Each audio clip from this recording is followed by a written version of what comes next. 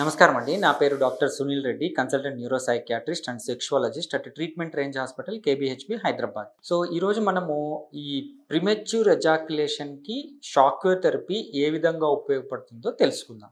Basically sexual డిస్ఫంక్షన్స్లో erectile dysfunction అంటే పురుషాంగ స్తంభన లోపాలతో పాటు మేల్స్లో ఈ ప్రిమెచ్యూర్ ఎజాక్యులేషన్ అనేది ఉండడం వల్ల, అంటే ప్రిమెచ్యూర్ అంటే శీఘ్రస్ఖలనము, దానివల్ల ఏంటి అంటే మేలు ఆ సెక్షువల్ యాక్ట్ని ఎక్కువసేపు ఎంజాయ్ చేయలేక ఇబ్బంది పడుతూ ఉంటారు. సో ఎరెక్టైల్ డిస్ఫంక్షన్ లేకుండా అంగస్తంభన బాగుండి ప్రిమెచ్యూర్ ఎజాక్యులేషన్తో ఉన్న వాళ్ళు సెక్షువల్ యాక్ట్ని ఎంజాయ్ చేయలేరు.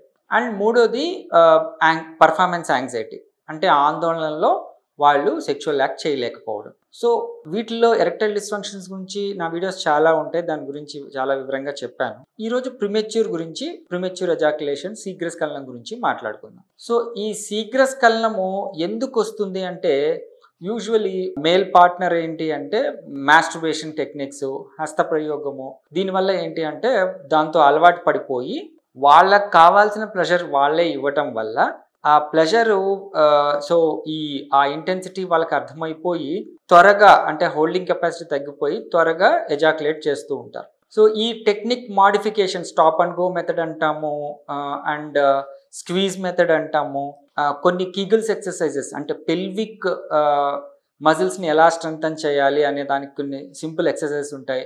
సో మనము యూట్యూబ్లో చూడొచ్చు కిగిల్స్ ఎక్సర్సైజెస్ అని. ఇవి చాలా ప్రయత్నిస్తున్నా కానీ వీళ్ళలో ఈ శీఘ్రస్ఖలనం అనేది ఇబ్బంది పడుతూ ఉంటారు. సో దీంతో ఏంటి అంటే ఆ సెక్షువల్ యాక్ట్ని సరిగ్గా ఎంజాయ్ చేయలేకపోవటం, పార్ట్నర్ తక్కువ సేపులోనే అయిపోవటం వల్ల పార్ట్నర్ ఇబ్బందులకు గురవటం, సో వాళ్ళిద్దరి మధ్యలో మనస్పర్ధలు రావటం, ఇలాంటి ఇష్యూస్ ఉంటాయి.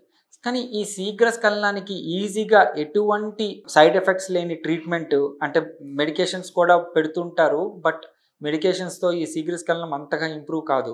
సో ఈ శీఘ్రస్ఖలనానికి మన దగ్గర షాక్ వేవ్ థెరపీ, అంటే లో intensity extra corporeal shock wave therapy మన ఇన్స్టిట్యూట్లో ఇవ్వడం అనేది జరుగుతుంది. ఇవి సెషన్స్ వైజు ఇస్తూ ఉంటారు.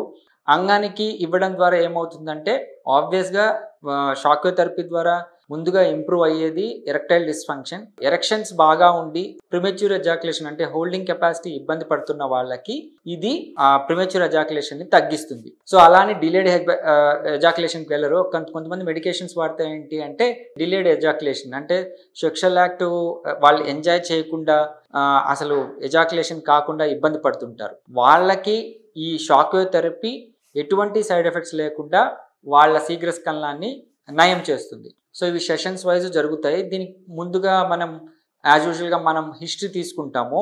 సెంటర్కి వచ్చినప్పుడు ఎప్పటి నుంచి ఉంది, ఎందుకు ఇబ్బంది పడుతుంటారు, దానికి గల కారణాలు అన్ని కొన్ని క్వశ్చన్స్ వేసి హిస్టరీ తీసుకునేసి మెడికేషన్స్ ఏం వాడుతున్నారో చూసుకునేసి వాళ్ళకి ఈ షాక్ వేవ్ థెరపీ ఇవ్వడం అనేది జరుగుతుంది. ఈ షాక్ వేవ్ థెరపీతో ఏమవుతుంది అంటే అంగంలోని కణజాలం ఇంప్రూవ్ అయ్యి ఈ హోల్డింగ్ కెపాసిటీ అనేది ఇంప్రూవ్ అయ్యి ఈ ప్రీమెచ్యూర్ ఎజాక్యులేషన్ అనేది తగ్గి వాళ్ళ సెక్షువల్ యాక్ట్ని ఇంప్రూవ్ అయింది. సో ఇది ఎటువంటి సైడ్ ఎఫెక్ట్స్ లేని ట్రీట్మెంట్. ట్రీట్మెంట్ తీసుకున్నామే ఇబ్బంది పడకుండా ఈజీగా వాళ్ళ ప్రీమెచ్యూర్ ఎజాక్యులేషన్ని నయం చేసుకోవచ్చు. దీన్ని యూస్ చేసుకోగలరు. Thank you.